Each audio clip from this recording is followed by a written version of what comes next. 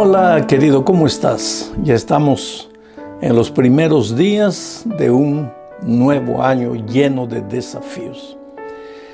Lección número 2 para el 9 de enero del año 2021. El título de la lección para esta semana es Crisis de liderazgo. ¿Sabes? Cuando hay crisis entre los que dirigen, pues ¿qué se puede esperar del pueblo? El pueblo sufre.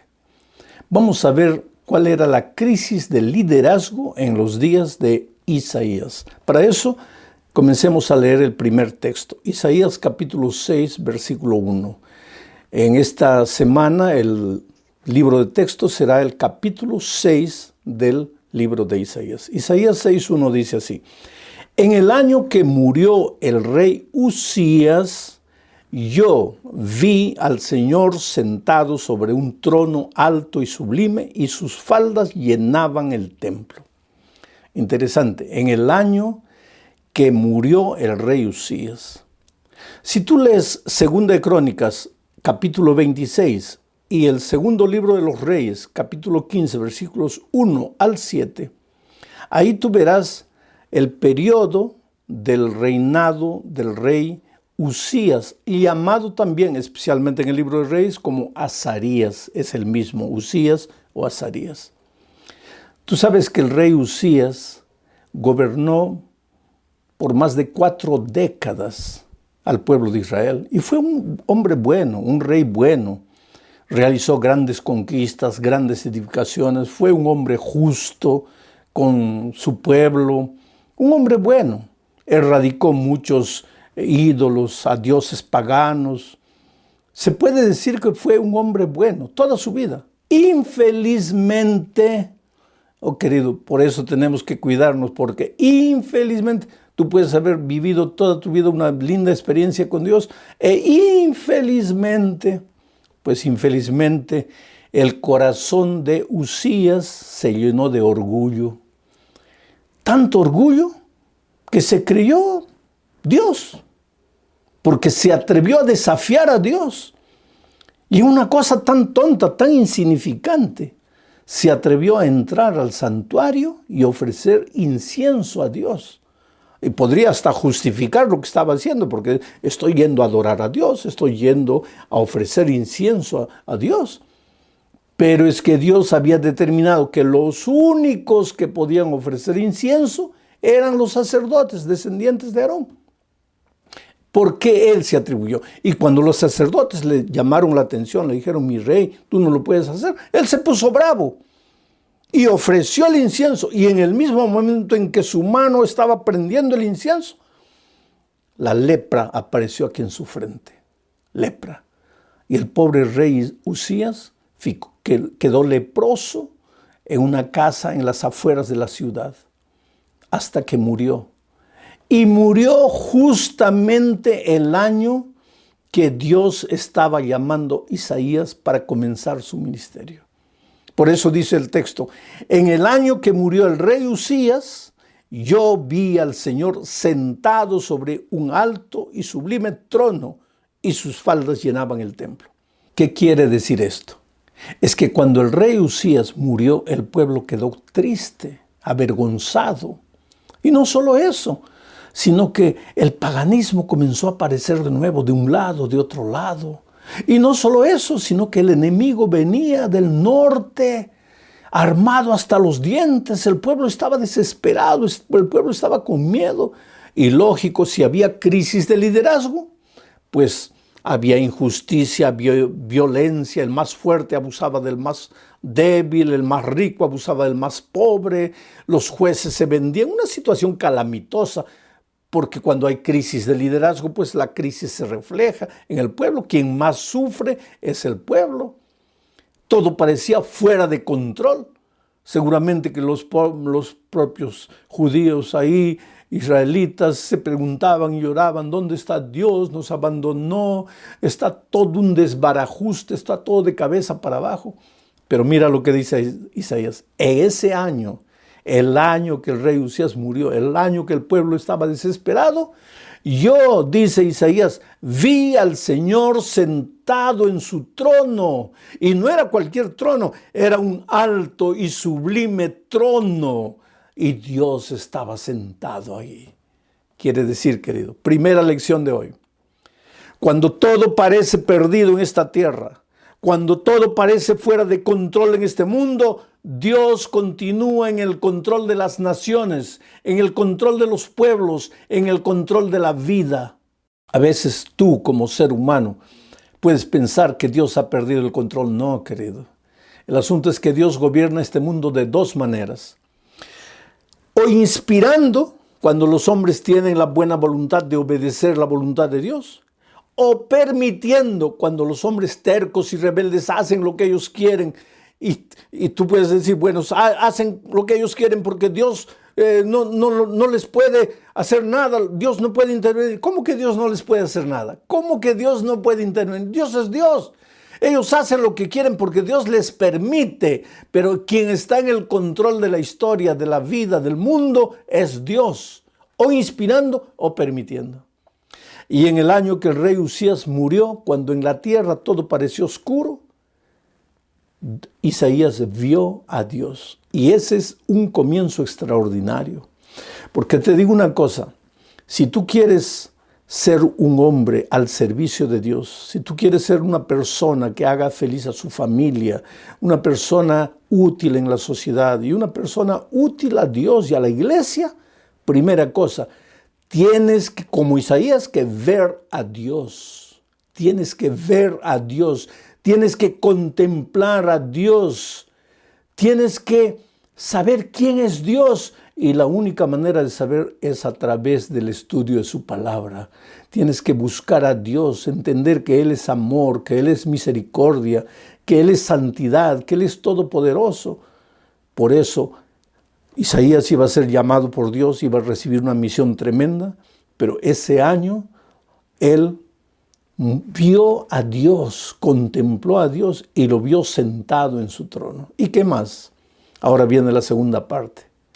Mira el texto, Isaías capítulo 6, versículos 1 al 4 dice: En el año que murió el rey Usías, yo vi al Señor sentado sobre un trono alto y sublime, y sus faldas llenaban todo el templo.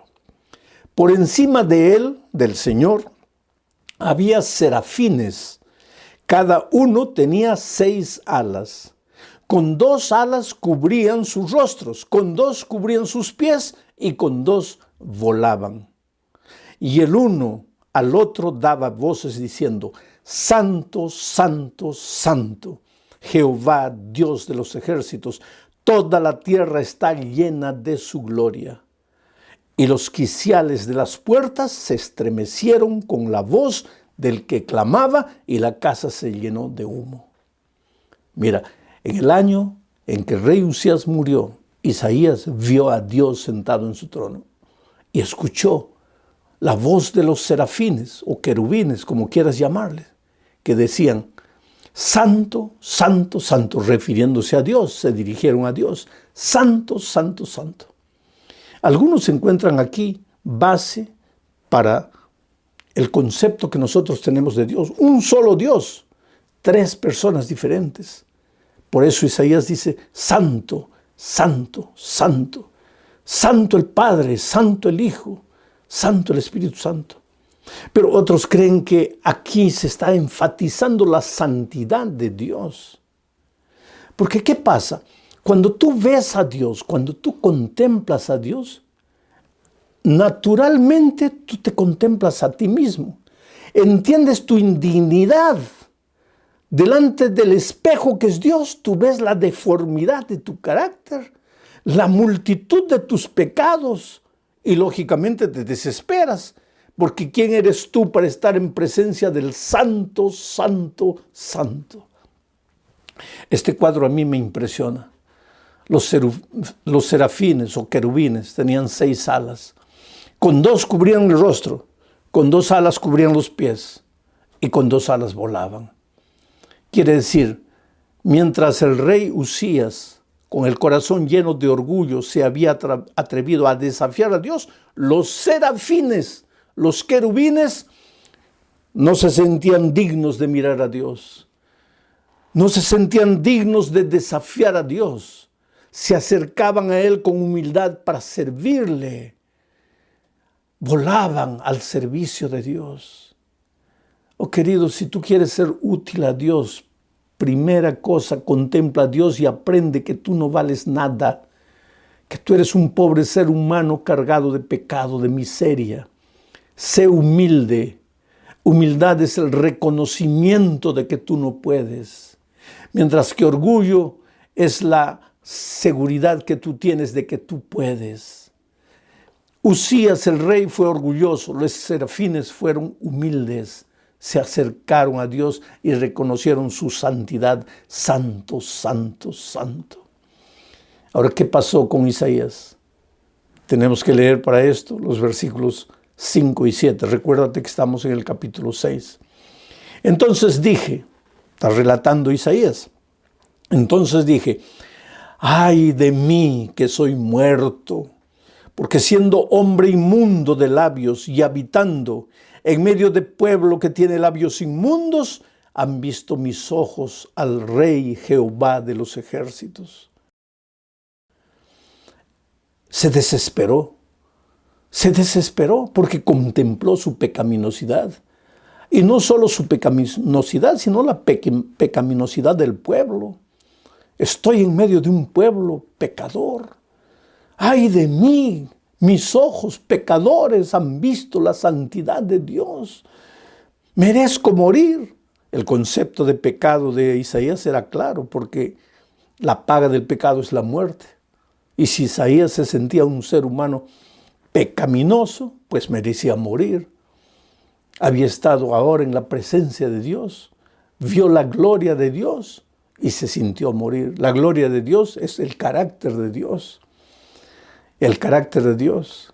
La gloria de Dios es su carácter puro, manso, humilde. Y cuando tú ves la gloria de Dios, el carácter de Dios, tú entiendes la pobre miseria de tu carácter. Irritadizo, peleador, orgulloso, codicioso, ambicioso. Todo eso fue Usías y murió leproso. Ahora Isaías ve a Dios y se da cuenta de la miseria. Y se desespera, lógicamente se desespera. Por eso Juan habla de la venida del Espíritu Santo y dice, cuando Él, el Espíritu Santo, viniere, convencerá al mundo primero de pecado, después de justicia y después de juicio. Primero de pecado. ¿Ah? Y eso es lo que hizo el Espíritu Santo en el corazón de Isaías. Lo convenció de su pecado. ¡Ay de mí que soy un hombre pecador!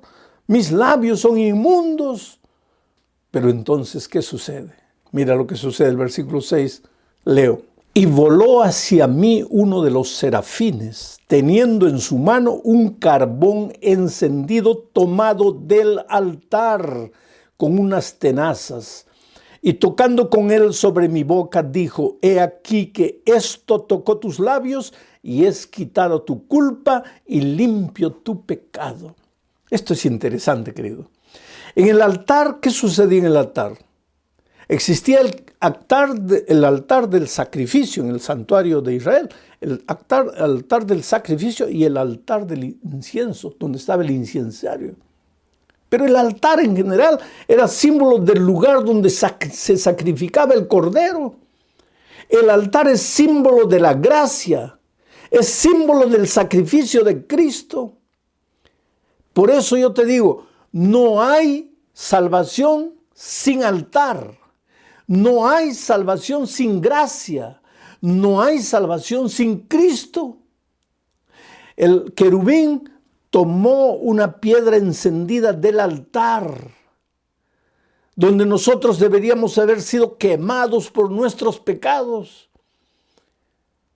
Yo diría, tomó la piedra de la cruz, donde el Señor Jesucristo fue crucificado por nuestros pecados. Y tocó los labios de Isaías, la parte más sensible del ser humano, los labios. Lo tocó con esa piedra encendida. Debe haber sido un momento doloroso, porque, querido, confrontarte con tu pecado es doloroso.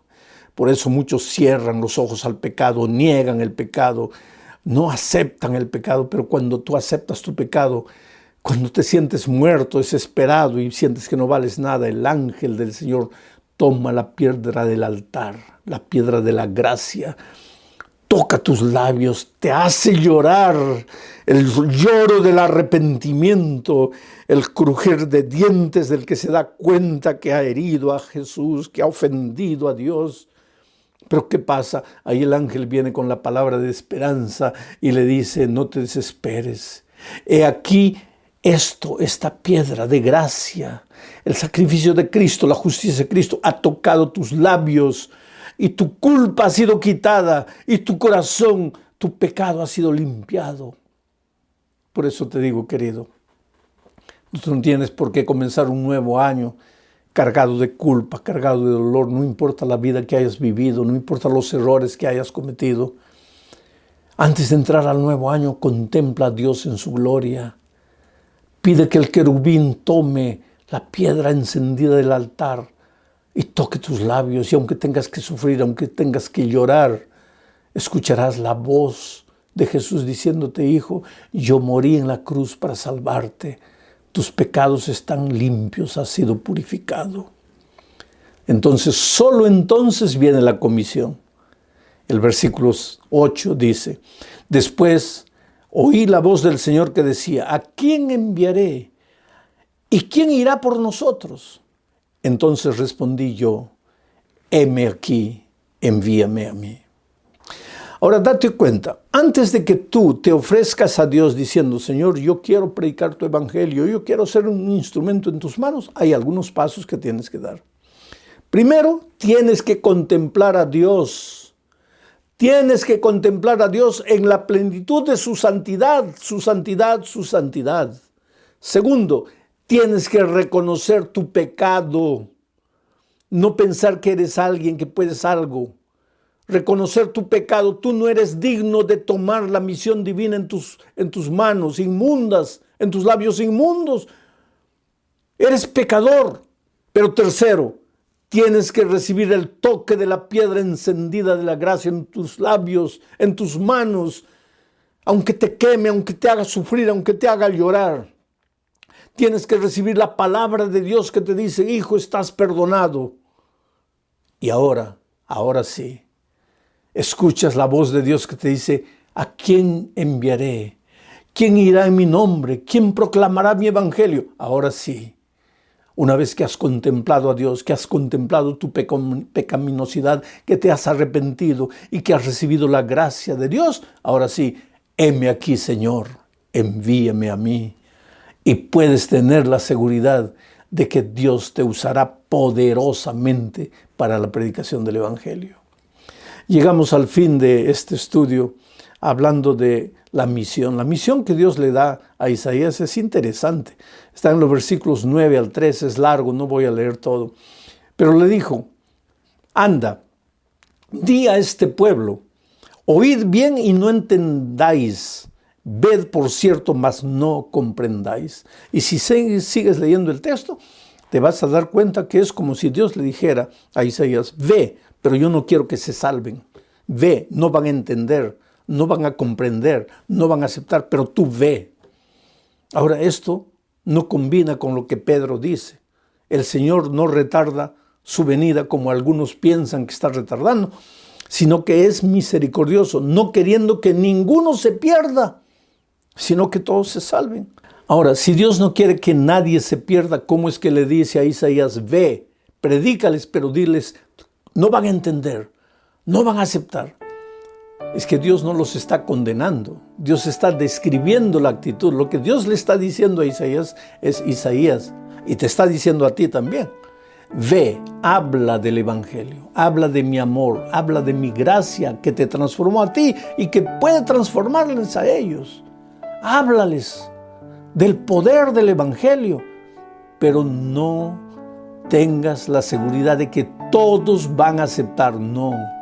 Habrá gente que va a endurecer su corazón, habrá gente que va a decir no, habrá gente que te va a maltratar, habrá gente que te va a contradecir, pero ese no es motivo para que tú no te levantes y vayas y prediques el Evangelio.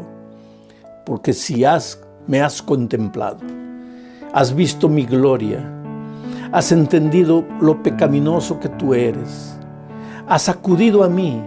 Has recibido mi gracia perdonadora y transformadora. Y has respondido al desafío de ir y predicar el Evangelio. Hazlo. Pero no pienses que todos te van a aceptar. Pero tú cumple con tu misión. Predica, predica y predica. Oh, mi querido, que Dios te bendiga en los primeros días de este nuevo año. Que Dios prospere tus caminos. Que Dios haga maravillas en tu vida. Tú eres precioso para Dios. Nunca olvides de eso. Un abrazo. Felicidades.